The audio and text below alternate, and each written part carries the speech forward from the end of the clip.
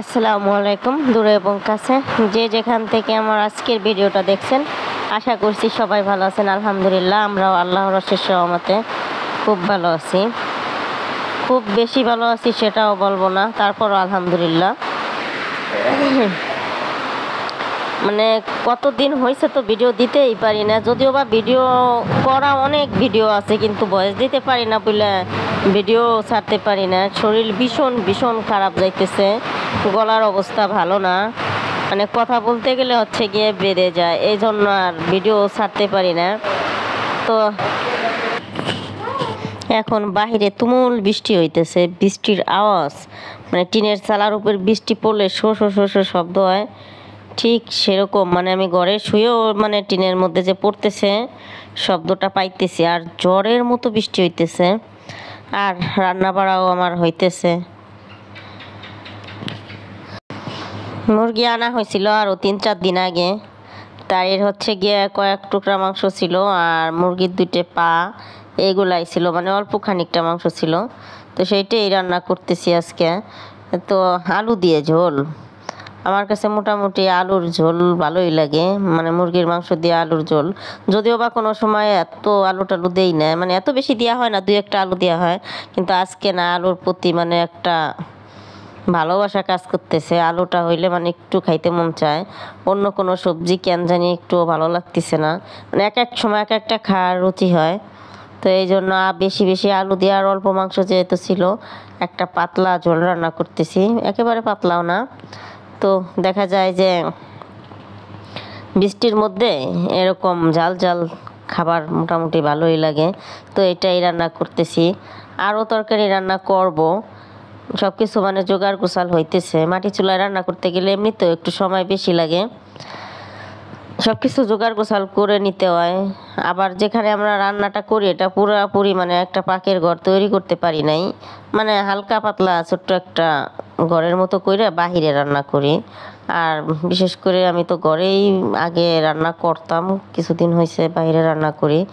আর আত্মীয় স্বজন বা বড় কোনো রান্না বাড়া হইলে ঘরেই পাকের ঘরে করি, মানে গ্যাসেই করি। আর সবচেয়ে বেশি বড় হইলে দেখা যায় যে মাটির চুলা খুইছে, মানে অন টাইম চুলা খুঁজছে, ওইগুলোতেই রান্না করা হয়। আর মাটি খুঁড়া যে চুলাটা তৈরি করা হয় ওটাই আমার এখনও রান্না হয় না। এটা হচ্ছে গিয়ে সিমেন্টের চুলা। একটা আপু জিজ্ঞেস করছিল, আপু তুমি কি চুলায় রান্না করো? তো সে আপুর উদ্দেশ্যে বলে এটা হচ্ছে সিমেন্টের কিনা চুলা।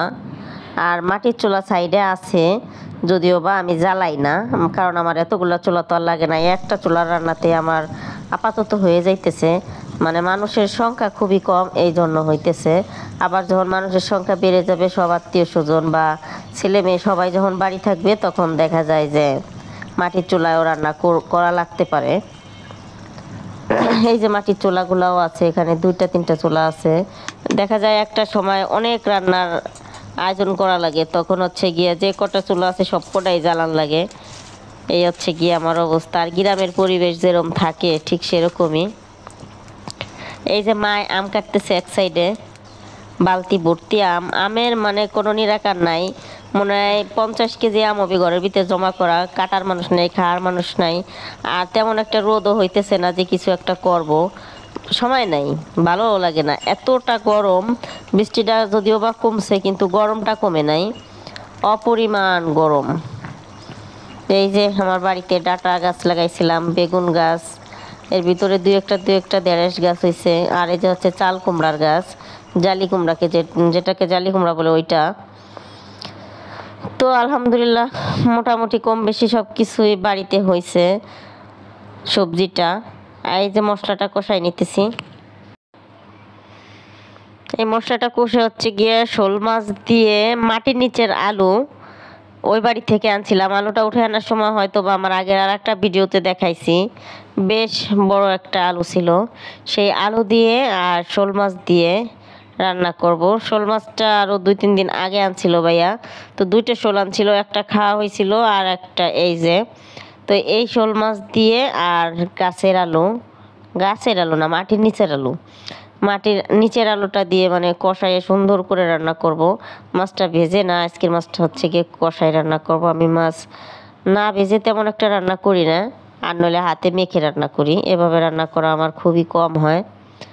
তো আমার নানু আছে এখানে, তো নানু বললো যে এইভাবে রান্না করলে শোল মাছ নাকি মজা হয়।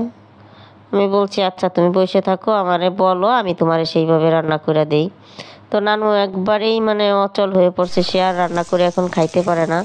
এই জন্য আমি বলছি তুমি আমারে দেখাই দেখাই দাও, আমি তোমার মতো করে রান্না করে খাওয়াই। আজকে তুমি যেভাবে বলবা সেইভাবে রান্না করব, আমি আমার মতো আর করব না, বিশেষ করে আজকের দিনটা। তো মাংসটা রান্না করে রাখে হচ্ছে গিয়ে মাছটা রান্না করতেছি, কারণ সবাই ওই পোলট্রি মুরগির মানে পছন্দ করে না, আরও একটু ঝোল ঝোল রাখছি। আমি আর আমার মেয়ে পছন্দ করবো না, কিন্তু আমার নানু তো আর ওগুলা খায় না, নানুর জন্য এই শোল মাছটা রান্না করা হইতেছে। আগের যুগের মানুষরা অনেক কিছু বাইছে কুইটা খায় বলে তারা ভালোও আছে, পোলট্রি মুরগি বিশেষ করে পছন্দই করে না। এক পিস খাবি তবু তাদের লাগবে দেশি মুরগি, আর আমার মেয়ে তো দেশি মুরগির ওই শক্ত মাংস এলে খাইতেই পারে না, তার লাগবে পোলট্রি মুরগি। তো আসলে এক একজনের চাহিদা এক এক রকম, এই জন্য মানে শান্তি নাই, অশান্তি। এই যে সে আলুটা কাইটা ওর মাগো কাশি, সরি, আলুটা কেটে হচ্ছে গিয়া গরম পানি দিয়ে ইচ্ছা মতো লবণ দিয়ে ধোয়া হয়েছে, বিজলাটা কেটে গেছে। এই আলুটা হচ্ছে রান্না করার আগে যখন কাইটে পানির ভিতরে রাখা হয় বিজলা হয়ে যায়, মাটির নিচের আলু, কাঠ আলু বলে এটারে, কাঠ আলু না মাইটা আলু বলে, যাই হোক। তো এই আলুটা দিয়ে শোল মাছ রান্না করলে নাকি ভীষণ ভীষণ ভীষণ মজা হয়। তো আমি আগে পরে এই মাছ দিয়ে আর এই আলু দিয়ে রান্না করে খাইনি, এই কাঠ আলু দিয়ে বাইম মাছ রান্না করে খাইছি, মাংস রান্না করে খাইছি, কিন্তু শোল মাছ খাইনি। আজ হচ্ছে গিয়ে প্রথমবার। তো আমি খাইয়ে যেয়ে তো বয়স দিতেছি, মানে রান্নাটা মোটামুটি ভালোই হয়েছিল, কিন্তু আমার কাছে পছন্দ হয় না, শোল মাছটা এত বেশি আমি পছন্দ করি না। যদিও বা এটা দামি মাছ, তারপরও আমার কাছে এই মাছের চেয়ে পাঙ্গাস মাছটাই ভীষণ ভালো লাগে। মানুষের শুনলে হয়তো হাসবো, কিছুই করার নাই। এইগুলা 1 কেজি মাছের দাম হচ্ছে গিয়ে 700 টাকা শোল মাছের কেজি, আর পাঙ্গাস মাছ মনে করেন 180 টাকা 60 টাকা হইলেই পাওয়া যায়। কিন্তু তারপরও আমার মুখে মনে হয় পাঙ্গাস মাছটাই ভালো লাগে, বা তেলাপিয়া মাছই ভালো লাগে, এই শোল মাছটা ভালো লাগে না। যদিও বা দেশি মাছ, তারপরও খাইতে পারি না, রুচিতে আসে না। তো আমি এই তরকারিটা আর খাইছিলাম না, রান্না খাই নাই বলতে আলু খাইছিলাম, কিন্তু মাছ টাছ খাই নাই, জলও খাই নাই। এই আলুটা আমার কাছে ভীষণ ভালো লাগে, এই কাঠ আলুটা। আমি আর আমার মেয়ে হচ্ছে গিয়ে আলু খাইছিলাম, তো আলুটা খাইয়েই বুঝছি তরকারিটা অনেক মজার হয়েছিল। মাশাআল্লাহ, কালারটাও সুন্দর হয়েছে আর খাইতেও মজা হয়েছিল। তো আমার নানি বললো যে আর যে আলুটুকু আছে ওই আলুটুকু আর একদিন আমার রান্না করে দিও, অন্য কোনো মাছই না। তো মাছ আর আনাও হয় নাই, রান্নাও করা হয় নাই। তো অন্য কোনো মাছ কিনেই না, আবার যখন রান্না করব আপনাদের সাথে শেয়ার করব। তো আপনারা সবাই ভালো থাকবেন, সুস্থ থাকবেন। আমার ভিডিওটা এই জায়গায় শেষ করছি। আল্লাহ হাফেজ।